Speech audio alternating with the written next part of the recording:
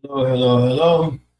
I just wanted to jump on here today just for a moment. Hello, hello, hello. I just wanted to just for a moment, just to in recognition of Martin Luther King's birthday well, actually, it's not celebrated today, but his actual birthday is January the 15th. He was born in 1929, and of course, he was assassinated April the 4th, 1968. And I just wanted to get on here to say something on this Manifest Monday, not necessarily regurgitating the life of or the different speeches that he made, which were all powerful and uh, and great. I just want to talk to us today for a moment, if you will, on something that I have going across the bottom is, he said, I have a dream, but my thing is, I have hope in you. I have hope in you. Uh, Dr. Martin Luther King rather once said, "The ultimate measure of a man is not where he stands in the moment of comfort and convenience, but where how you doing, Sean? But where he stands at times of challenge and controversy. The true neighbor will risk his position, his prestige, and even his life for the welfare of others." So the question I have for each of you today is, what are you going to address? What are you going to address rather the challenges we still experience as it relates to human rights today in our country, as it relates to equality in our country, as it relates to just the necessities of life in our country, the economics in our country, the hungry in our country, the homeless in our country, this disenfranchised in our country.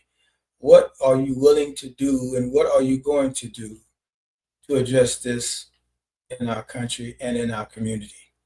But before you answer that question, I would like to share with you a poem that I heard, and I think it would be fitting for this occasion, and it's called The Cold Within. Six humans trapped by happenstance in black and bitter cold. Each possessed a stick of wood, or the stories told. Their dying fire in need of logs. The first woman held hers back, for on the faces around the fire she noticed one was black. The next man looking across the way saw one not of his church, and could not find himself to give the fire his stick of birch. The third, on one set in tattered clothes, he gave his coat a hitch. Why should his log be put to use to warm the idle rich? The rich man sat back and thought of the wealth he had in store, how to keep what he had earned from the lazy, shiftless poor. The black man's face bespoke revenge as the fire passed from his sight. For all he saw in his stick of wood was a chance to spite the white. The last man of the forlorn group did not expect for grain, gave only to those who gave, was how he played the game. The logs held tight in death's still hands was proof of human sin. They did not die from the cold without, they died from the cold within. Our lives and the lives of our children do not have to be like those of these six men. Your actions, or shall I say your inactions, will determine the course of your future. I came to tell you on today that each of us have a responsibility. Making a difference will require action on our part. It is our responsibility not just in words but in actions, not just in talk but in daily walk.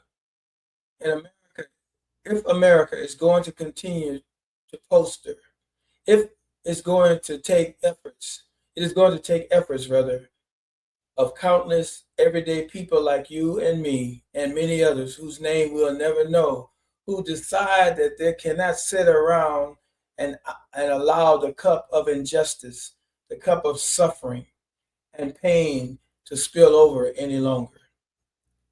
Be not dismayed. Just remember, celebrate and act. We can make a difference one small win at a time. You can help somebody raise from the depths of despair on the wings of hope by changing your heart. We can bring today, we can begin today rather by changing our minds on how we view things.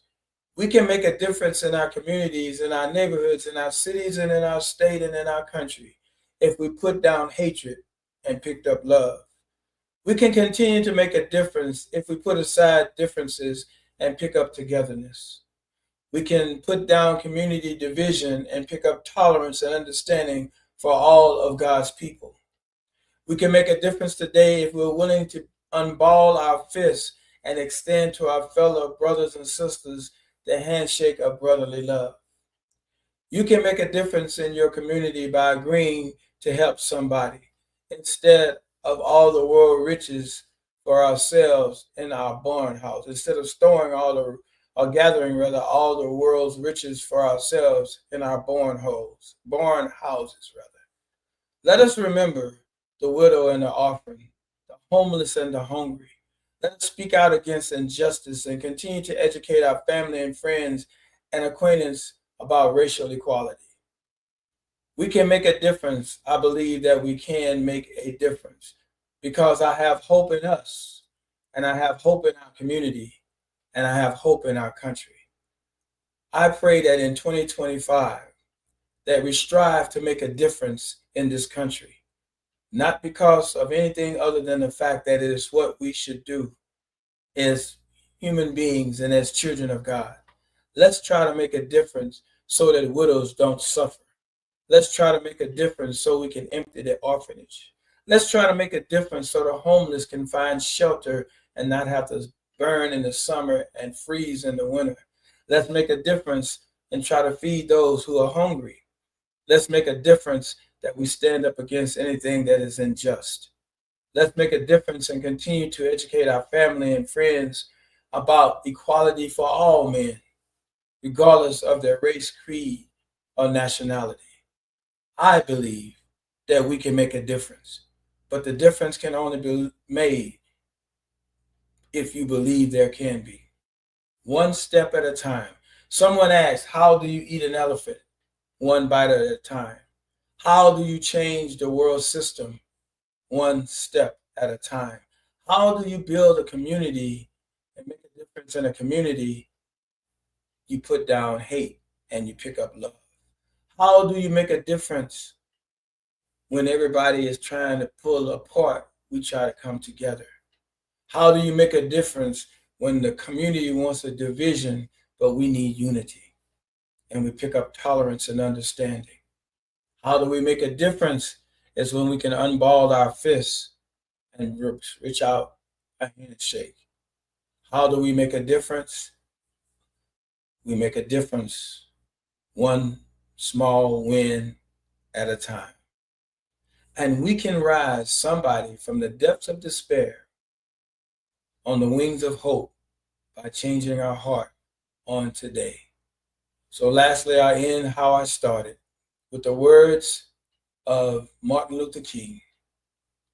The ultimate measure of a man is not where he stands in moments of comfort and convenience, but where he stands in times of challenges and controversy. The true neighbor will risk his position, his prestige, and even his life for the welfare of others. I pray that you've had a great, blessed day. I pray that it was more than just a day off, but it should have been a day on. I pray that we don't just take this as another holiday, but we take it as a challenge to do better, as a challenge to grow, as a challenge to be better about loving one another, as a challenge to be more tolerant instead of intolerant, as a challenge to not live and rely on political alliance, but lean and trust on God and look unto the author and the finisher of our faith and understanding that with him all things are possible. I bless you, I praise you. I bless you and I praise the Lord for this opportunity to stand before you on today, on this Martin Luther King Day, which is not actually a birthday. Once again, it's January the 15th, 1929. He was killed he was assassinated April the 4th, 1968. Love you. Grace and peace be multiplied unto you. Until we meet again, may the Lord bless and keep you. That is my prayer.